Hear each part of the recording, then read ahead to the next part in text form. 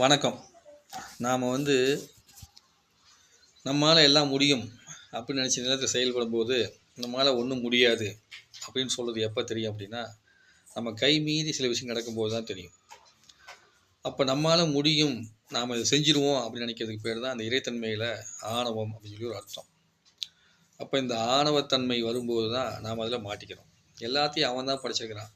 நம்மையும் நம்மை சார்ந்தவர்கள் நம்ம சுற்றி இருக்க எல்லாத்தையுமே அவன் தான் படைச்சிருக்கிறாங்க போது நம்மளால் ஏதாவது செய்ய முடியுது அப்படின்னா அந்த செயல்பாடு காரணம் யார்? இறைவனே. அப்போ நம்ம முன்னாடி ஒருத்தர் கொடுத்து வேலையை கொடுத்தாருன்னா அந்த வேலையை கொடுத்ததும் அவர் தான், அதுக்கான பணத்தை கொடுத்தாருன்னா கொடுத்ததும் அவர் தான். அப்போது எல்லாத்தையுமே அவர் தான் செய்கிறாருங்கும் போது நம்ம சும்மா உட்காந்துக்கலாமா? அப்படி சும்மா உட்கார்றது தான் மடத்தணும். நாம் என்ன பண்ணணும், நம்முடைய கடமையை செய்து கொண்டே இருக்க வேண்டும், அதுக்கான பலனை எதிர்பார்க்காமல்.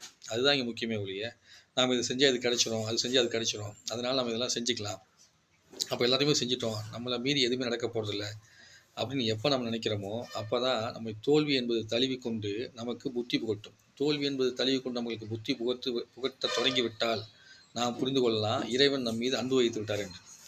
நம்ம மேலே இறைவன் எப்போ அன்பு வச்சிருக்கான்னு தெரியும் அப்படின்னா, நமக்கு கஷ்டத்தையும் துன்பத்தையும் எல்லாத்தையும் கொடுப்பாரு, கொடுத்து நமக்கு அதில் புரிதலை கொடுத்து அதில் நம்ம மேன்மை அடையக்கூடிய விஷயத்தை வாய்ப்பையும் கொடுப்பார். அப்படி மேன்மை விஷயத்தை கொடுக்கும்போது அந்த மேன்மை தன்மை தான் நம்மளை இருந்த இடத்தை விட்டு இன்னும் அதிகமாக உயர்த்தும். அப்படி ரொம்ப அதிகமான உயரத்துக்கு எப்போ கூப்பிட்டு போகுதோ துன்பத்திலிருந்து விலக்கி அப்போதே நீங்கள் புரிந்து கொள்ளலாம் இறைவன் உங்கள் மீது அன்பு வைத்திருக்கிறான்னு சொல்லிட்டு.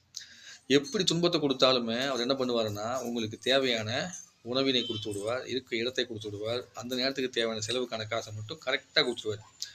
ஏன்ப்பா கொஞ்சம் சேர்த்து கொடுத்தா என்ன அப்படின்னு கூட சொல்லணும். சாமிகிட்ட கூட போய் கேட்பீங்க, எந்த தெய்வத்தோட தெய்வத்தையோ யார்கிட்ட கேட்பீங்க, ஏன்ப்பா கொஞ்சம் சேர்த்து கொடுத்தா என்னன்னு சொல்லிட்டு. ஏன் சேர்த்து கொடுக்கல அப்படின்னா, உங்கள் மீது கொண்ட அன்பினால் அவர் என்ன பண்ணுறாரு, உங்களை மாற்ற வேண்டும் என்ற நோக்கத்தினால உங்களுக்கு தேவையானது மட்டும் கொடுக்குறாரு. இப்போ உங்கள் பிள்ளைங்க இருக்கிறாங்கன்னு வச்சுங்க, அப்போ ஒரு அப்பா அம்மா இருக்கிறாங்க, பிள்ளைங்க பிறந்தோடனே அந்த பிள்ளைங்களை திறமைசாலிகளாக வளர்க்கணும்னு ஆசைப்படுவாங்க. அப்போ அந்த பிள்ளைக்கு தேவையானதை மட்டும் கொடுத்து வளர்த்துட்டு எக்ஸ்ட்ரா எதுவுமே கொடுக்காம அவங்கள சில விஷயங்களை கடுமையாக இதை செய்ய அதை செய்ய சொல்லிட்டு தூண்டி விடுவாங்க. அப்படி தூண்டி விடும்போது அந்த குழந்தை திறமைசாலியாக வந்துடும். திறமைசாலியாக வந்ததுக்கப்புறம் அந்த குழந்தைய எல்லாத்தையுமே செயல்படுத்தக்கூடிய தன்மை வரும். அப்போ மொத்தமாக கொடுப்பாங்க.